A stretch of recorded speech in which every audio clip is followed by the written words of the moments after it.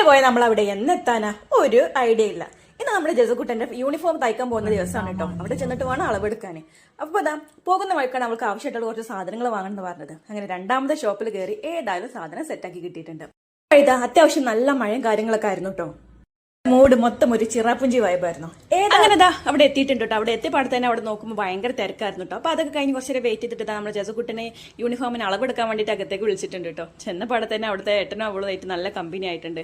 ഏതായാലും യൂണിഫോമിന്റെ അളവെടുക്കാനെങ്കിൽ ഇത്ര കൃത്യമായിട്ട് തന്നെടുക്കുന്ന ഒരാളെ ഞാൻ ആദ്യമായിട്ട് കാണാൻ കേട്ടോ. അത്രക്ക് നല്ല കുട്ടിയായിട്ട് അവൾ കോപ്പറേറ്റ് അളവൊക്കെ എടുത്ത് കഴിഞ്ഞ ശേഷമാണ് കേട്ടോ ഞങ്ങൾ ആ റൂമിൽ പോയി കാണുന്നത്. അപ്പോൾ അവിടെ റൂമിൽ പോയി കണ്ടപ്പോൾ ഇതാണ് അവസ്ഥ. അവരുടെ സ്കൂളിലുള്ള ഓൾമോസ്റ്റ് കുട്ടികളുടെ യൂണിഫോം അവിടെയാണ് തയ്ക്കാൻ കൊടുത്തിട്ടുള്ളതെന്നാണ് ഞങ്ങൾക്ക് തോന്നിയത്.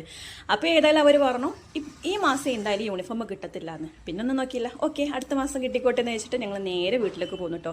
വീട്ടിൽ ചെന്നപ്പോൾ രാത്രിക്കൊക്കെ ഇതാ ചപ്പാത്തിയാണ് കേട്ടോ നമുക്ക് ഉണ്ടാക്കാൻ നിൽക്കുന്നത്. അപ്പം നമ്മുടെ വീഡിയോ ഇത്രയൊക്കെയുള്ളൂ. നമ്മുടെ വീഡിയോസ് ഇഷ്ടപ്പെടുകയാണെങ്കിൽ നമ്മുടെ ചാനലിൽ സബ്സ്ക്രൈബ് ചെയ്യാനും നമ്മുടെ കൊച്ചു കൊച്ചു വീഡിയോസ് ലൈക്ക് ചെയ്യാനും മറക്കല്ലേ. അപ്പോൾ അടുത്ത വീഡിയോ കാണുന്നത് വരെ tata bye bye, see U.